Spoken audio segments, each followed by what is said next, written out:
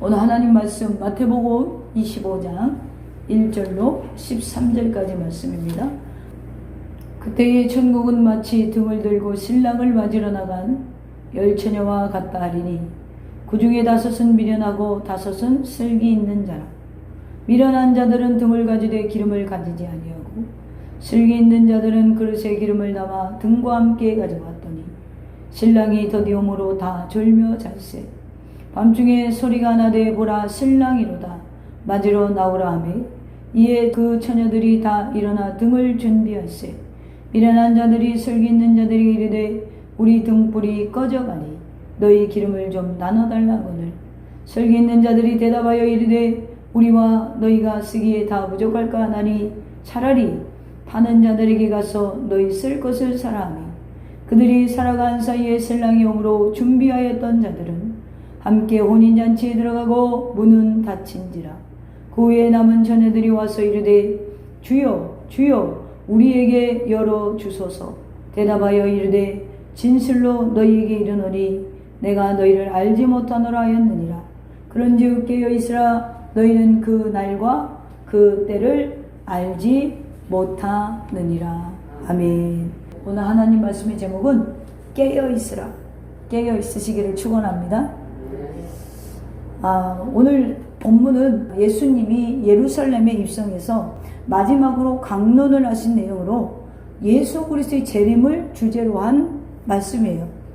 마태복음 24장을 우리가 종말론장이라고 부릅니다. 그래서 종말론에 있어서 해석할 때 항시 마태복음 24장을 기준으로 해요. 그래서 이걸 빼놓고 사실은 계시록만 갖고 한다든가 아니면은 구약의 선지서만 갖고 한다든가 그렇게 하면 한쪽 방향으로 흐를 수 있지만 이 마태복음 24장은 그때의 징조들에 대해서 예수님께서 직접적으로 하신 말씀이기 때문에 우리가 신학적으로 마태복음 24장을 종말론장이다 이렇게 부르기도 합니다. 이 24장에서 예수님은 무슨 이야기를 하냐면 종말에 대한 징조들을 이야기하시고 그리고 바로 이어서 25장에 이어가면서 5가지 종말의 비유를 하세요. 이 5가지 종말의 비유는 마지막 때를 어떻게 살아야 하는가, 즉 예수님의 재림을 성도가 어떻게 준비하며 살아야 되는가에 대해서 비유로 말씀하신 거예요. 근데 이 비유는 깨닫는 자는 은혜가 있지만 깨닫지 못하는 자는 잘못 해석할 수 있고 또 잘못되게 신앙생활할 수도 있습니다. 그래서 저는 특별히 이런 내용의 설교를 제가 이 본문을 가지고 9개월 전에 약간 소리치는 자에 대해서 설교한 적이 있어요. 근데 오늘은 정말로 이 마지막 때를 정말 우리가 환난 가운데 지금 있잖아요. 이때를 살아가면서 우리가 좀 더 하나님 앞에 정신을 차려야겠다라는 마음으로 저는 오늘 본문을 가지고 나왔습니다. 그래서 이 5가지 종말의 비유의 첫째는 마태복음 24장 42절로부터 시작하는 도적의 비유예요. 도적의 비유. 그리고 그 뒤로 45절부터 보면 신실한 종의 비유가 나오고요. 종은 주인이 언제 오시는 것과 상관없이 항상 최선을 다해라. 우리 어떤 사람들은 그래요. 주님 오신대. 그리고 예전에 우리나라도 옛날에 그랬죠. 잘못된 분들이 산으로 갔잖아요. 그래갖고 막 살았단 말이에요. 그게 아니라 주님이 원하시는 것은 내일 주님이 와도 오늘 하루에 끝까지 복음을 전하는 자를 원하세요. 아멘? 신실한 종을 원하신다는 거예요. 세 번째가 오늘 본문으로 잡은 열처녀의 비유이고, 네 번째가 25장 14절부터 있는 달란트의 비유이고, 5번째가 25장 31절부터 있는 양과 염소의 비유예요. 우리가 잘 알고 있는 전쟁 중에 79년 전인 1941년 12월 7일 새벽 미명에 일어났던 태평양 전쟁과 1950년의 한국전쟁 그 발발 시기와 장소는 서로 다르지만 공통점이 있어요. 뭐냐면 하나로 첫째로 생각해 볼 수 있는 것은 이 두 전쟁은 긴장이 풀렸을 때 공격을 당했다는 거예요. 그러니까 긴장이 풀렸을 때, 여러분 그 태평양 전쟁이 12월 7일에 이른 아침에 일본이 진주만을 폭격한 것이나 6월 25일에 이른 새벽에 북한 공산군이 남침을 한 것은 모두 공격 날짜와 시간을 주일에 이른 새벽으로 잡았어요. 그 전략상 굉장한 의미를 가진 것이죠. 사람들이 내일 쉬는 날이라 해서 토요일 날 군인들이 풀어지고 정말 술 마시고 그런 잠들어져 있는 새벽에 폭격을 받았다는 거예요. 두 번째로 우리가 생각해 볼 것은 설마 이랬다는 거예요. 설마, 아유 설마, 우리나라도 그렇죠. 아유 설마. 우리가 그러잖아요. 코로나도 설마 뭐 우리가 지금 아는 사람 만났는데 여기에서 뭐 코로나가 뭐 들어오겠어? 설마. 이 소홀한 심려를 이용한 전쟁이었다는 것이 두 전쟁의 공통점이에요. 왜 제가 이 옛날 이야기를 하냐면 오늘 마태복음의 중요 핵심의 메시지가 깨어있으라는 거예요. 설마라는 생각을 하지 말라는 거예요. 내 때 설마 주님이 오시겠어? 아우 설마 내가 아직 50대인데 40대인데 죽겠어? 내가 아직 건강한데 설마 그런 일이 나에게 일어나겠어? 이런 식으로 살면 안 된다는 거예요. 자, 이 깨어있으라는 단어는 헬라어로 그레고레오라는 말이에요. 이 말은 뭐냐면 주시하다, 주목하다라는 말입니다. 우리가 눈을 떼어서는 안 될 것이 있으니 바로 예수 그리스도시라는 것이죠. 예수님을 주시하고 주목하고 살아가라는 거예요. 그것이 바로 예수 그리스도의 십자가 은혜인 줄로 믿습니다. 제가 지난 금요일에도 24시간 예수님 바라보는 걸 결단해라 라고 했잖아요. 마찬가지예요. 깨어있으라 이 말은 뭐냐? 주시하고 주목하라는 것이죠. 매사에 주님을 주시하고 주목하라는 것입니다. 십자가는요 저주가 아니었잖아요. 승리의 십자가였잖아요. 초라한 십자가가 아니었죠. 범죄한 자들의 초라한 십자가가 아니었어요. 주님의 십자가는 능력의 십자가였어요. 할렐루야. 만약 우리가 주님의 십자가를 잃어버린다면 오늘 12절의 말씀대로 주님께서 내가 너희를 알지 못하노라. 여러분 가운데 지금 영적으로 누워있는 성도가 있습니까? 넘어져 있는 성도가 있습니까? 주저앉아 있는 성도가 있습니까? 여러분 이 시간에 주님의 음성을 들으시기를 바랍니다. 깨어있으라. 깨어있지 않으면 내가 너를 도무지 알지 못하노라. 이 때문에 우리는 일어나야 돼요. 제가 산을 올라가 보니까 3분의 2 정도 올라가면 도로 내려가고 싶은 유혹이 엄청 커요. 저 꼭대기까지 무슨 부귀영화를 보겠다고 저 꼭대기까지 올라가나? 그냥 이만큼 올랐으면 운동된 것 같으니까 땀도 나고 내려가면 좋겠다.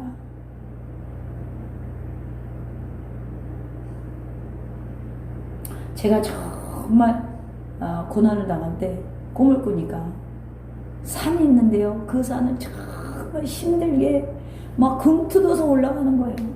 산 정상이 좀 평평하더라고요. 그래서 올라가서 야호 할렐루야 내가 이 산을 정복했다. 이 꿈에서도 너무 좋아서 방방 뛰었어요. 그랬더니 하나님 나 이 산 꼭대기까지 올라왔어요. 그랬더니 갑자기 하늘에서요 산 하나가 그 산 위에 툭 떨어지는 거예요. 그러면서 영음을 들렸어요. 이 산도 올라와라! 그러시는 거예요. 그러니까 허망하더라고요.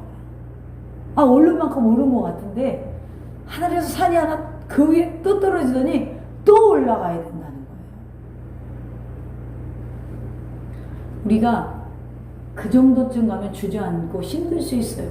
그러나 여러분 우리가 개인 종말이나 주님이 다시 오는 종말을 맞이하는 그 순간까지 우리는 영적으로 성장하는 우리는 진보의 진격의 성도가 되어야 될 줄로 믿습니다. 할렐루야. 우리 지금 이 순간 우리가 살고 있는 이 세상은 늘 불안하잖아요. 우리가 매사에 주님께 주목하지 않으면 깨어있지 않으면 우리 계속 혼란해져요. 어떤 학생이 그래요. 미디어를 이 유튜브를 보면서 어느 부분까지 이걸 내가 믿어야 되는 거예요? 목사님 그러더라고요. 제가 뭐라 그럴게요? 다 믿지 마라 그랬어요. 어느 부분까지 제가 그 유튜브를 다 볼 수도 없고 다 믿지 마라. 너가 보고 듣고 하는 그런 목사님들이 이야기하는 설교 내용이나 보지, 무슨 주의 하면서 떠드는 거 하나도 믿지 말고 주님께 중심을 잡고 하나님, 내가 시대를 분별할 수 있는 사람으로 성장하게 해주세요. 기도해라 그랬어요. 우리 지금 너무나 혼란해요. 중심이 없으면 우리 계속 흔들려요. 말씀에 깊은 뿌리가 없으면 이 말도 맞는 것 같고 저 말도 맞는 것 같은 거예요. 왜 그래요? 진짜로 깨어있지 못하기 때문에 그래요. 그러니까 깨어있는다는 의미도 우리가 어떻게 생각하냐면, 기도 많이 하래. 예배 많이 드리래. 이게 깨어있다고 생각해요. 근데 그거 아니에요.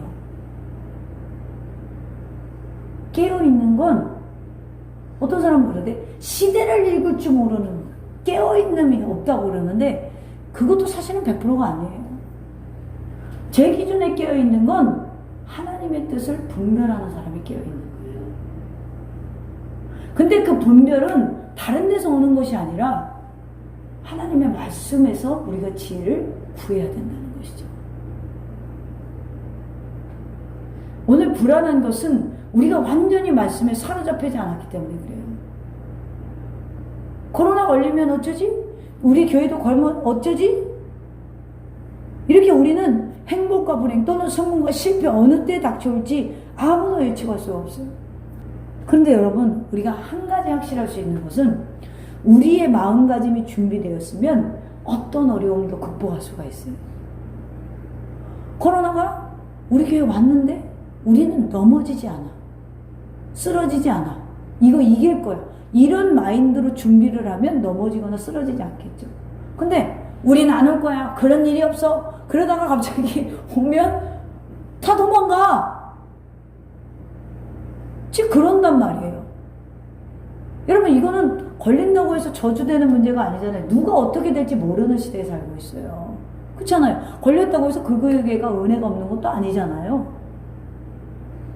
사람이 많다 보니 그럴 수 있는 것이고 우리가 또 미흡하다 보니 그럴 수도 있는 거예요.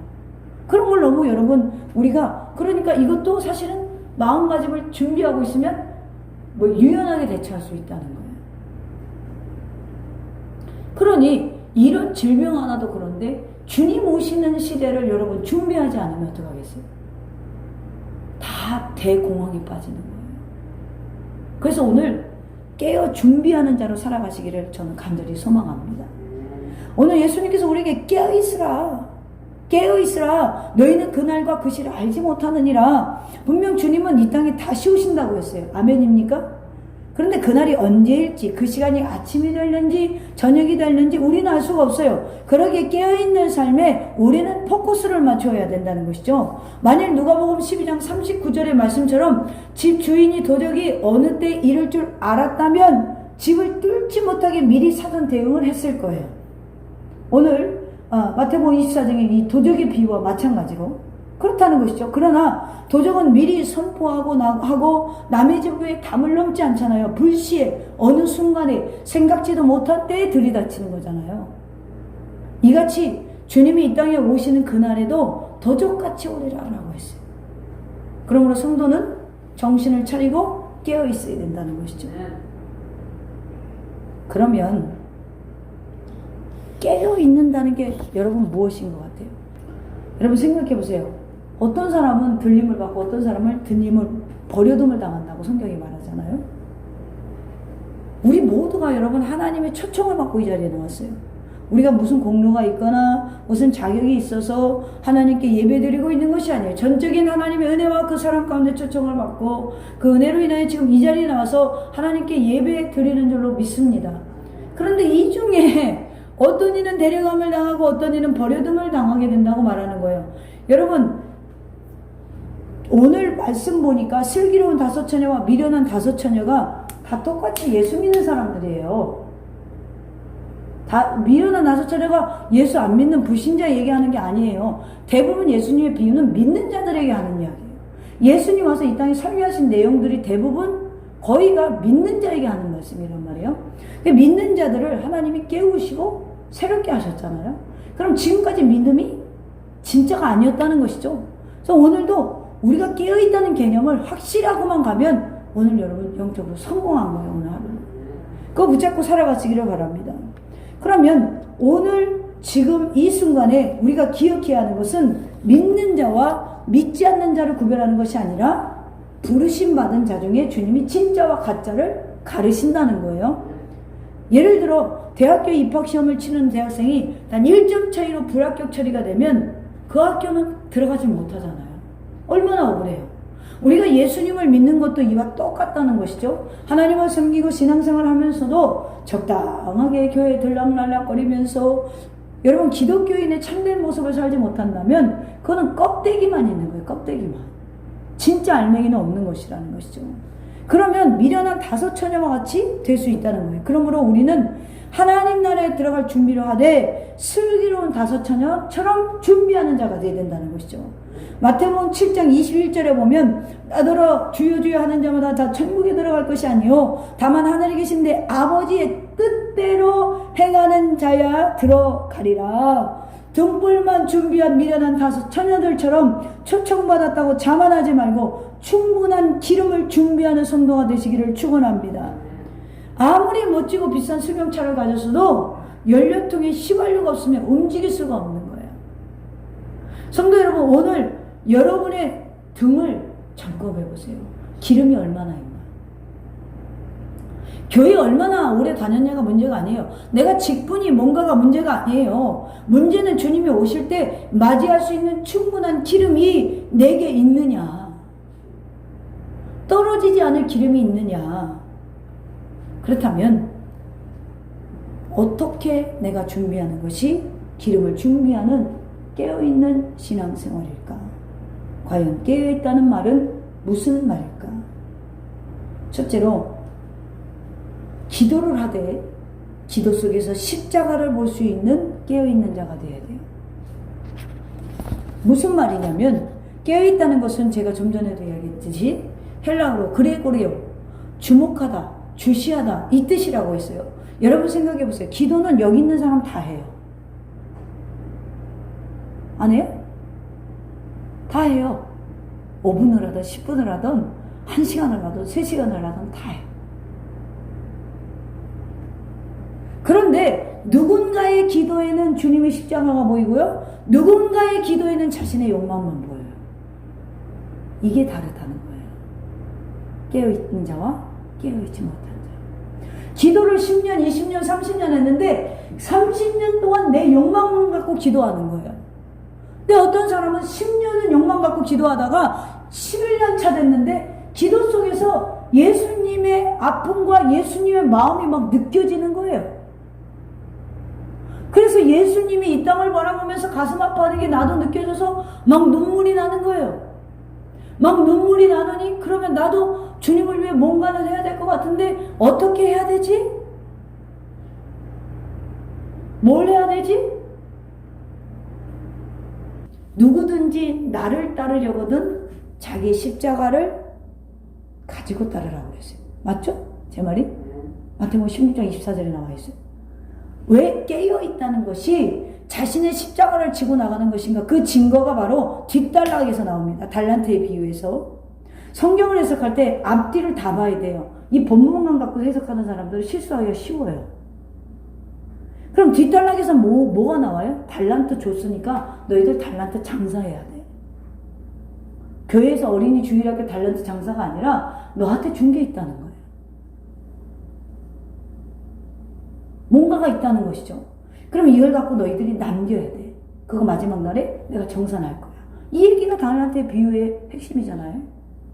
그러면 깨어있다는 것이 목사님 기도하는데 십자가를 어떻게 봐요? 그리고 기도하면 되지 왜 그 기도 속에서 십자가를 봐야 깨어있는 것인가요? 그 증거의 답이 달란트의 비유에 있다는 거예요. 달란트가 뭐예요? 나에게 주신 사명이라고 할 수가 있죠. 그걸 남기지 아니하면, 사용하지 아니하면 30절에서 뭐라고 해요? 슬피 울며 이를 갈리라. 정리하면 깨어있다는 것은 주님이 나를 향한 뜻을 이루어드리며 사는 삶. 아멘? 그래서 기도를 하되 잠들어 있는 상태들이 지금 굉장히 많다는 거예요. 주님이 뜻을 이루어드리면서 사는 삶의 기도가 아니에요. 몸부림치면서. 바울은 몸부림을 쳤죠. 나는 날마다 십자가에 죽느라 뭘 죽어요? 육신을 정말 십자가에 못 박는 건가요? 아니에요. 자기네 욕망을 자꾸 십자가에 못 박았다는 거예요. 기도를 30년 40년 했는데도 욕망의 기도만 한다면 주님이 들어줄 기도가 없는 거예요. 너 잘해야 되지 않니? 부모가 아이를 낳았는데 10살이 돼도 20살이 돼도 30살이 돼도 키가 여러분 7살 8살짜리라면 그 부모가 얼마나 마음이 아프겠어요. 얼마나 마음이 아프겠어요.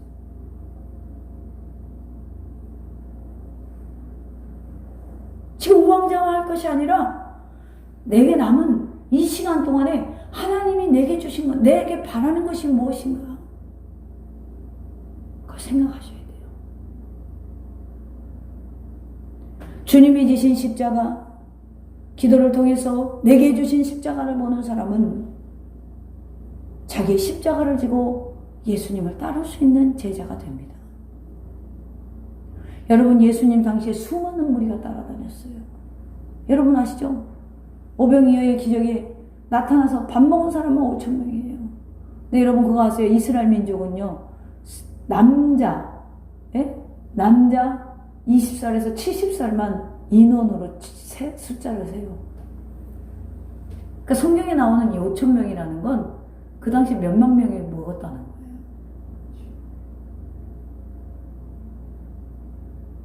거기에 부녀자도 있을 것이고 아이도 있었을 것이고 노인도 있었을 것이에요.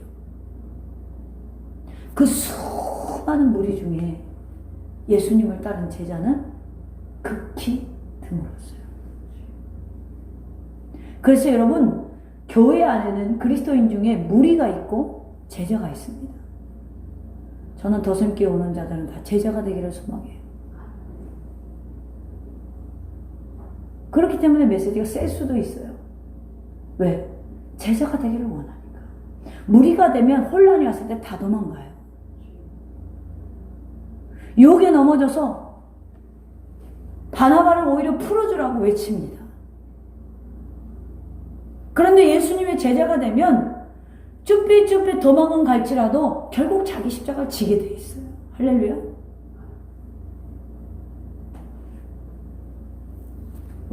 마태복음 26장 41절에서 예수님께서 제자들에게 말씀하시기를 시험에 들지 않게 깨어있으라.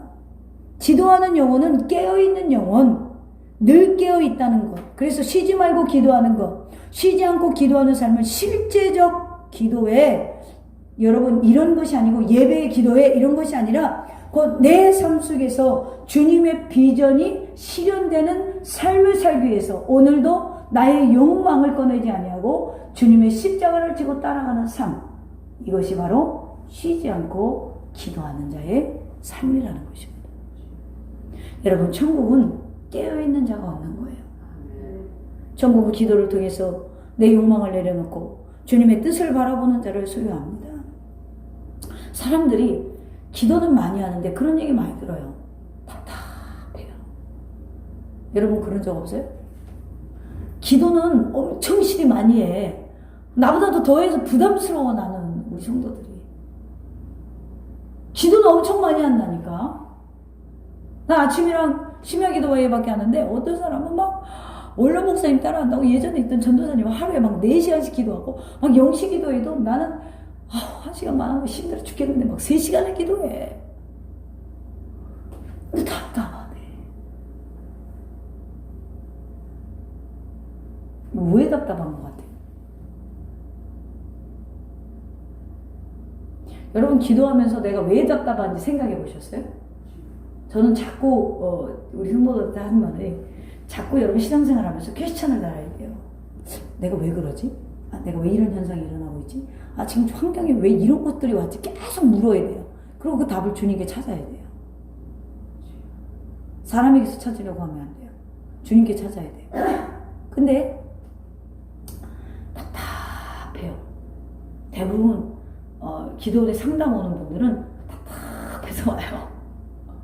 기도를 하는데 왜 답답할 것 같아요? 저 지금 답을 줬는데도 가리가리해요? 이미 앞서 답을 줬어요. 기도를 하는데 하나님의 뜻을 전혀 모르는 기도를 하는 거예요. 그리고 어떤 사람은 짐작도 한다. 자기가 하나님이 나를 향한 뜻을 짐작도 해. 신앙생활 20년 정도 했으면 짐작은 하더라고요. 근데 그 짐작하는 게 올까봐 무서워. 왜? 자긴 그렇게 살고 싶지 않아. 그러니까 저건 절로 가. 패스, 반사. 그리고 자기 문제만 갖고 막 기도해. 제가 예언할까요? 절대로 그 답답함 안 풀려요. 내게 뒷목이 찌릿찌릿한 느낌이 쎄한 어떤 하나님이 나한테 보내는 신호가 있어요. 그게 어쩔 땐 내 십자가거든요. 근데 그거는 주여 나는 지금 이걸 질 수가 없어요. 환경을 보세요. 내가 가진 걸 보세요. 내 나이를 보세요. 내 여러 가지 건강이 없어요. 아, 하나님 나는요, 우리 집에서 반대해서요. 하나님 나는요, 그럴 수가 없어요.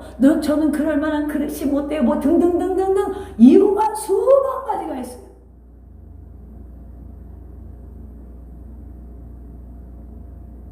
그거 놓고, 맹목적으로 자기 의지만 갖고, 자기의 의견만 가지고 기도를 하는 거예요. 처음에는 은혜 받는 것 같죠. 시간이 지날수록 답답해져요. 왜요? 하나님과 막혔거든요. 배관이 점점 은근히 막힌 거예요. 이거 뚫어줘야 돼요. 뚫어주는 건 어떤 거예요? 다윗이 전쟁 적에서 내 고향 우물에 있는 물 한 잔 마시면 좋겠다 그랬더니 장수들이 듣더니 막 하고 싸워가지고 막 칼을 손에다 감았을 것 같아. 그렇게 써있진 않아요 성경에. 막 가가지고 우물물을 하나 길어오잖아요. 마시라고. 장수들은 다윗을 생각하고 했어요. 그런데 그 물을 마시지 않고 다윗이 다시는 이런 일이 없을 거라고 하고 그 물을 땅에 버리죠. 마시지 않아요.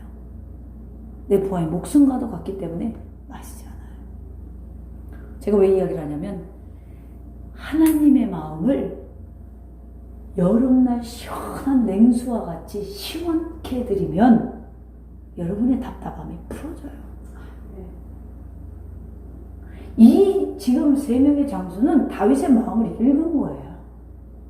그 말 한마디에 들어주고 싶은 마음이 막 솟구쳤던 거예요. 그러니까 목숨을 걸고 가는 거예요. 여러분, 한 임금을 섬기는, 왕을 섬기는 부하들도 그분에게 충성을 다하죠.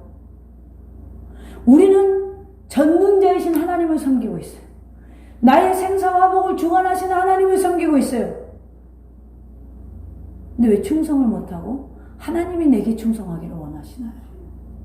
아니에요. 잘못된 거예요. 그래서 내 신앙이 어리게 된 거예요. 그걸 버리시고 기도하신다면 여러분, 저와 여러분은 깨어있는 자가 될 수 있음을 믿습니다. 기름이 없으면 여러분 심지어 불꽃은 타는 듯 하다가 꺼지는 거예요. 이처럼 주님의 마음에 맞는 기도가 없다면 이웃에게 선한 본을 보일 수도 없고 덕을 끼칠 수도 없고 이 땅에서 빛과 소금의 역할을 감당할 수도 없는 것입니다. 우리가 기도할 때 하나님의 선하신 뜻을 이 땅에서도 나타내며 어두운 세상을 환히 비추는 작은 불꽃이 되는 기도를 해야 되는 것입니다. 바로 주기도문에서도 예수님은 그렇게 가르치고 계십니다. 오늘 미련한 다섯천하는 평소에 주님이 원하는 기도를 하지 않는 자였어요. 그러나 우리 예수님은 평소에 습관을 쫓아 산에 올라가 기도하셨어요. 예수님의 기도의 목적은 대부분 설교에서 그렇게 얘기하죠. 습관을 따라 여러분 기도하셔야 돼요. 저도 그렇게 했어요. 습관을 따라 기도하셔요. 근데 예수님이 습관이 될 만하게 기도를 하신 목적이 뭐예요? 습관이 될 정도로 기도하신 목적이 뭐예요? 하나님의 뜻을 이루기 위함이잖아요. 자신이 이 땅에 오신 사명을 완수하기 위함이잖아요. 그건 왜 버리냐고. 왜 한쪽 편만 보냐는 거예요. 우리도 언제나 어디서나 예수님처럼 아버지의 뜻을 이뤄드리는 성숙한 기도를 하시기를 바랍니다. 두 번째로 말씀으로 예수 그리스도의 십자가를 볼 수 있도록 깨어 있어야 돼요. 예전에 설교학 시험을 신학교에서 제가 치를 때 얼마나 떨리던지. 근데 빵점 맞는 사람이 있어요. 빵점 맞는데 그 사람이 성경 지식이 없어서 빵점을 맞느냐? 아니에요. 설교 내용에 우리 학교는 예수님이 빠지면 빵점이에요. 구속사가 빠지면 빵점이라는 거예요. 그러니까 처음에는요, 이 설교를 하려면 어떤 본문이든지 껴맞춰야 돼요. 어떻게 껴맞추냐면 구속사적으로 껴맞추려니까, 아니 성경이 배워야 구속사적으로 하지. 아니 은혜 있는 분들은 성경은 짜면 예수님의 피요 그러는데 난 앞만 봐도 예수님의 피가 안 보여. 눈이 안 열렸으니까. 이처럼 오늘 미련한 다섯 처녀에는 등을 가졌지만 기름을 준비하지 못했잖아요. 그러나 슬기로운 다섯 처녀는 기름과 등을 다 채워 있었단 말이에요. 등은 예수님을 구세주로 깨닫고 마음으로 믿는 것, 그리고 기름은 예수 그리스도가 말씀인 것을 알고 모든 현실에서 하나님 말씀대로 살아가는 것을 말하는 거예요. 바로 성령 충만한 삶을 말하는 거예요. 그렇다면 이렇게 방문할지도 몰라요. 이 영상을 보는 분들이나 여러분들이 아유 저 목사님은 믿음만 가지고는 구원을 얻지 못한다는 거 아니야? 좀 장로교 목사인데 왜 저렇게 설교하지? 그럴 수도 있어요. 그거는 오해하는 거예요. 성경은 분명히 이렇게 말하죠. 누구든지 저를 믿는 자마다 멸망치 않고 영생을 얻는다고 말해요. 근데 우리가 착각하는 게 뭐냐면 믿음과 행함을 분리하기 때문에 이런 말이, 이걸 이렇게 생각하는 거예요. 성경은 여러분 믿음과 행함을 분리하지 않아요. 같이 본단 말이에요. 할렐루야. 하나로 봐야 되는 거예요. 따로 분리하니까 믿으면 그만이지 이렇게 나오고, 아니야 우리의 공로가 있어야 구원을 받아, 이렇게 잘못되는 현상이 일어나는 거예요. 같이 봐야 되는 거예요. 야고보서 2장 26절에 영혼 없는 몸이 죽은 것 같이 행함이 없는 믿음은 죽은 것이니라 라고 했어요. 여러분 질문할게요. 여러분 몸에 영혼이 없으면 산 거예요? 죽은 거죠? 뛸 수 있어요? 안 뛰고 싶잖아. 왜 안 뛰고 싶어? 오래 살고 싶은 욕망이 우리에게 있거든요. 안 뛰고 싶잖아요. 그죠? 믿음과 행함을 이렇게 뛸 수 없는 거예요. 하나란 말이에요. 믿음이 있으면 행함이 있으면 믿음이 보이는 거예요. 그러니까 행함만 보이는 사람 대부분 흔들어 놓으면 믿음이 없는 사람들도 있죠. 그 지금 가짜였다는 거예요. 미련한 다섯 처녀, 슬기로운 다섯 처녀 다 신랑을 기다리는 것 같이 보였는데 신랑이 더디 오니까 진짜 가짜가 구별되죠. 마찬가지라는 것이죠. 사람이 믿음이 있노라 하면서 행함이 없으면 여러분 무슨 이익이 있겠어요? 행함이 없는 믿음은 진정한 믿음이 아니에요. 마치 마차가 굴러가게 하는 수레바퀴 두 바퀴가 똑같이 굴러가야 마차가 가는 거잖아요. 행함과 믿음은 같이 가는 거예요. 믿음의 증거는 자연스럽게 행함으로 나타나요. 오늘 슬기로운 다섯 처녀는 믿음이 있기 때문에 행하는 자였어요. 즉 말씀을 듣고 말씀을 지켜 순종하는 자. 마태복음 7장 24절 이하에 보면 그러므로 누구든지 나의 이 말을 듣고 행하는 자는 그 집을 반석에 지은 지혜로운 사람 같으니 비가 내리고 창수가 나고 바람이 불어 그 집에 부딪히되 무너지지 아니하니 이는 주초를 반석 위에 놓은 까닭이라. 그러나 이 말을 듣고 행치 아니하는 자는 그 집을 모래 위에 지은 어리석은 사람 같으니 비가 내리고 창수가 나고 바람이 불어 그 집에 부딪힘에 무너져 그 무너짐이 심하니라. 아멘. 말씀을 듣고 그 말씀을 지켜 행하는 자가 지혜로운 자요 슬기로운 자인 줄로 믿으시기를 바랍니다. 형식이 있으면 자연히 내용이 있는 거예요, 여러분. 이 말은 형식이나 내용을 둘 다 부인하는 게 아니잖아요. 그릇 없이 기름을 담을 수가 없죠. 예수 믿으면 기름이 채워져야 정상인 거예요. 근데 예수를 믿는다고 하면서 욕망으로 채운다? 그거 진짜일까요, 여러분? 진짜일까요? 한번 생각해 보세요. 진짜일까요? 나 믿음 있어. 내가 얼마나 3대째 예수 믿는 집안에 태어나가지고 얼마나 믿음 좋은 줄 알아? 배만 아프면 어떡하지 죽으면? 가서 막 찍어 병원 가. 이거 믿음 있는 거예요? 한 번도 하나님한테 구하질 않아. 여러분 우리가 얼마나 까짜갖고 진짜처럼 지금 그러는 줄 아세요? 짝퉁 그리스도인들이 너무 많아요. 지금 그걸 경고하시는 거예요. 야, 너네 말씀을 들으면 반석 위에 세운 것 같은데, 근데 말씀이 뿌리가 없으면, 비가 내리고 창수가 나면 무너져 버린다는 거예요. 저는 재해가 올 때마다 은혜 받아요. 왜? 조립식으로 지은 건 금방 무너져 버리는데, 벽돌로 지은 건 얼른 안 무너져. 그거 볼 때마다, 와, 맞아. 믿음은 저렇게 더 단단하게, 아주 거기다 쇠를 섞어가지고 지어야 돼. 성령의 은혜를 충만하게 부어가지고 벽을 발라놔야 여러분 어떤 외압에도 무너지질 않는 거예요. 여러분 얼마나 우리 지금 그릇에, 여러분 다 예수 믿잖아요. 아멘? 여러분은 배 아프다고 가서 다 찍어버려. 난 그러지 않을 거라고 믿어요. 아멘?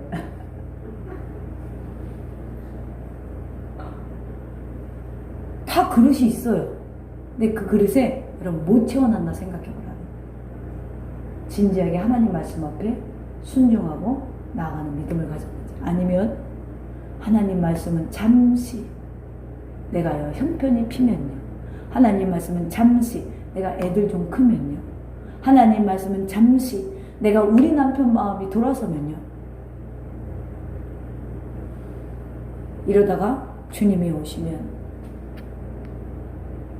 세상 일에 얽매여서 세상 근심하다가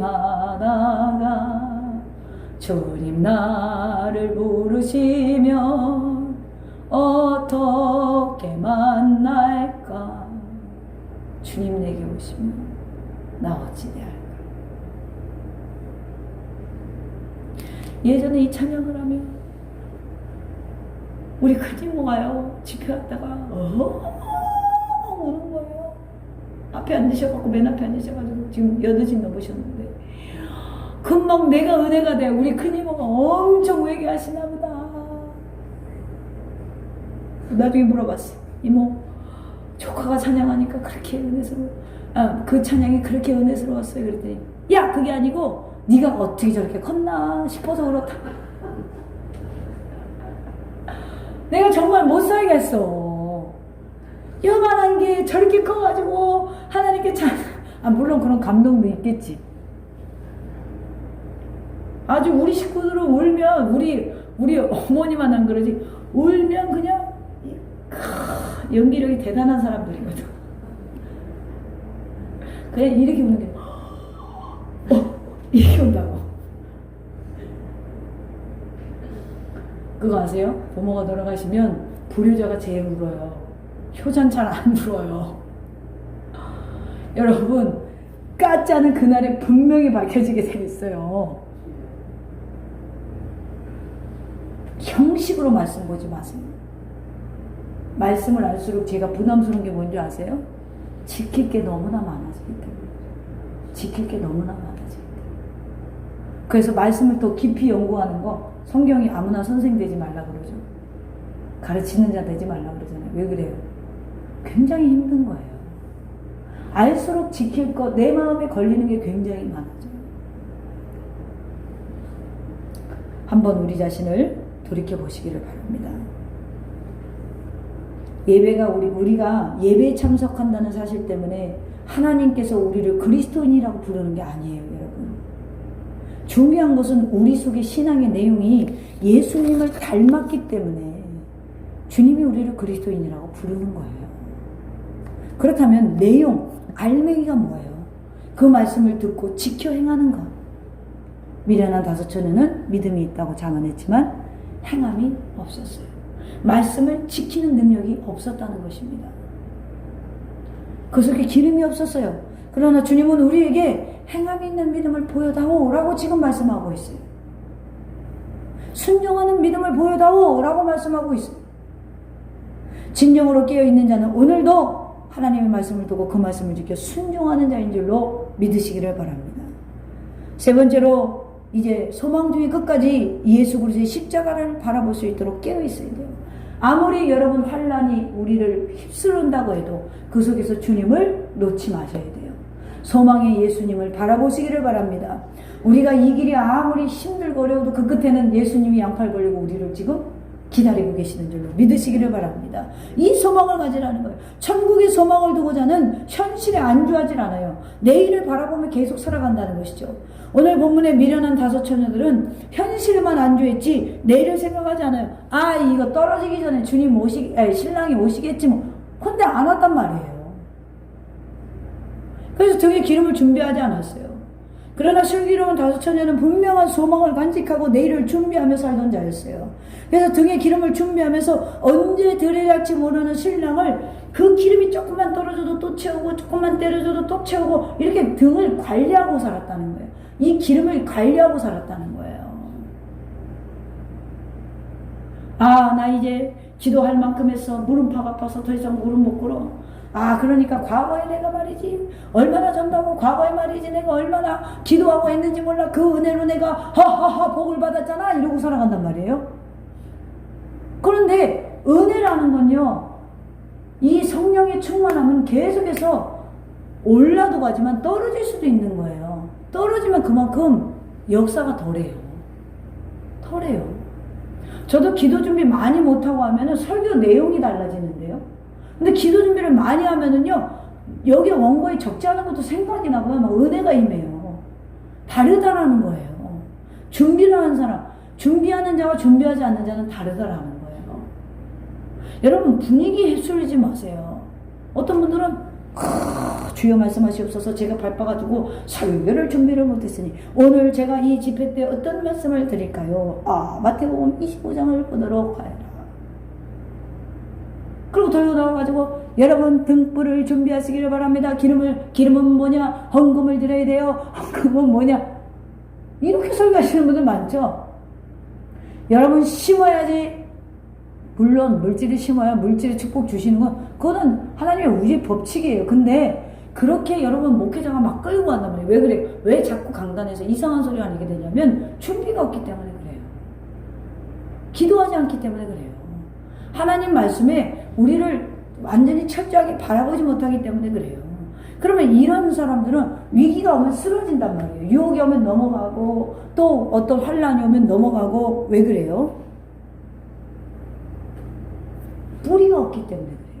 뿌리가 없기 때문에. 우리는 어떤 모진 바람이 불어도 여러분, 뿌리가 깊은 나무는 이번 태풍에도 쓰러졌어요? 안 쓰러졌어요? 안 쓰러졌죠.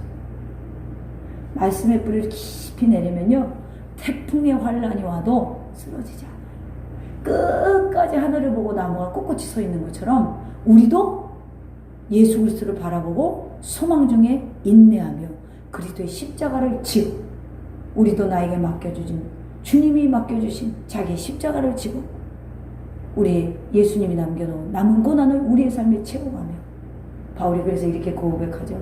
내 몸에 예수의 흔적을 가졌다. 바로 그 단계까지 저희들 성장해야 되지 않겠습니까? 능력 있는 그리스도인들. 오늘 10절에 보면 그들이 살아간 사이 신랑이 오므로 준비하였던 자들은 함께 혼인잔치에 들어가고 문은 닫힌지라. 혼인잔치는 문이 닫히기 전에 여러분 들어가야 되지, 문이 닫히면 들어갈 수 없다고 성경에서 지금 암시하고 있죠. 요한복음 10장 9절에 내가 문이니 누구든지 나로 말미암아 들어가면 구원을 받고 또는 들어가며 나오며 꼴을 얻으리라 라고 했어요. 이 땅에서 누구에게나 구원의 소망이 있습니다. 그러나 언제까지 구원의 문이 활짝 열려 있는 것이 아니에요. 우리에게 여러분 사명을 주셨는데 언제까지 우리가 사명을 할 수 있는 행복함이 있는 게 언제까지인지 우리 아무나 몰라요. 달란트에 비유해서 5달란트, 2달란트 받은 자는 열심히 장사에서 남겼지만 1달란트 받은 자도 달란트가 없던 게 아니라 주인을 오해했죠. 주인은 불의한 재물을 취하는 자가 아닌 줄 알아서 그냥 땅에 묻어졌다는 거예요. 여러분, 하나님 말씀을 오해하지 마시고 소망 중에 언제나 끝까지 여러분 주님을 바라보셔서 구원의 문이 열렸을 때 그로 들어가는 자가 되기를 간절히 소망합니다. 내일이면 늦는 거예요. 미련한 5 처는 그때까지 바로 소리쳤어요. 주여 우리에게 열어주소서. 주여 주여 주여 열어주소서. 절박하고 다급한 목소리로 호소하듯이 외쳐댑니다. 주여 주여 우리에게 열어주소서. 그러나 주님의 음성은 단호했어요. 내가 너희를 알지 못하노라. 한 번 닫힌 구원의 문은 다시 열리지 않았어요. 여러분, 오늘 이 순간에 주님은 너희가 깨어서 내게로 오라. 나는 문이니 누구든지 나로 말미암아 들어가면 구원을 받고 또는 들어가면 나오며 꼴을 얻으리라. 그날에 오라 하는 것이 아니라 지금 오라는 것입니다. 그러기에 우리가 살아있는 지금이 바로 은혜 받을 만한 때요, 지금이 구원의 날인 줄로 믿으시기를 바랍니다. 여러분, 믿음과 행함은 떨어지는 게 아니라 항상 붙어있는 양면인 것입니다. 여러분, 착각하지 마세요. 내가 믿음이 있노라 하면서도 살아가는 거 보면 하나도 믿음이 없어요. 그러면서 어떤 사람은 좋은 일은 많이 하는데 교회 나와서 정말 하나님을 믿지 않는 자들도 있어요. 이 두 가지는 다 가지셔야 되는 것입니다. 바라기는 예수님을 이제 나의 구세주로 영접하고 나의 소망을 이 땅에 두고 사는 것이 아니라 영원한 천국의 소망을 두고 언제나 말씀 안에서 끼어있는 성도가 되기를 간절히 소망합니다. 사랑하는 성도 여러분, 신앙생활은 누구도 대신해 줄 수 있는 거 아니에요. 오늘 본문에서도 그걸 말씀하고 있는 거예요. 기름 좀 나눠줄래? 아니, 우리 쓸 것도 부족해. 신앙생활은 1대1이에요. 결국 구원은 자신과 하나님과의 관계 속에서 이루어짐을 다시 한번 암시합니다. 오늘 여러분, 하나님 만나셨습니까? 거듭난 경험이 있으십니까? 자신이 예수 그리스도 앞에 무릎을 꿇고 진정으로 예수님을 나의 주, 나의 하나님으로 고백한 적이 있으십니까? 기회는 언제나 찾아오는 것이 아닙니다. 언제 이 집의 문이 닫힐지 모르는 것입니다. 한번 닫히면 열 수 없어요. 범사에 기회가 있는 것이 아닙니다. 우리는 언제나 기회가 있다고 생각해요. 마음만 먹으면 교회 갈 수 있어. 마음만 먹으면 언제든지 예배할 수 있어. 마음만 먹으면 언제든지 교회에서 열심히 나도 봉사할 수 있다고 생각해요. 마음만 먹으면 언제든지 내가 하루에도 3시간 이상씩 기도할 수 있다고 착각합니다. 이것이 오늘날 우리의 착각입니다. 마음만 먹으면 아니라 하루하루 경건의 훈련을 하지 않으면 이런 모습은 우리에게서 나올 수도 할 수도 없는 것입니다. 여러분의 삶의 기회가 언제나 그렇게 주어지는 게 아니에요. 주님은 분명히 오늘 마지막 비유처럼 오른편에 양과 왼편에 염소를 가르는 날이 올 것입니다. 저는 우리 이 자리에 모인 자들, 또 이 영상을 보는 모든 성도님들, 마지막 날에 주님의 오른편에 서기를, 그래서 정말 깨어서 이 땅에서 주님의 남겨진 의를 완수하는 저와 여러분의 삶이 되기를 주님의 이름으로 축원합니다.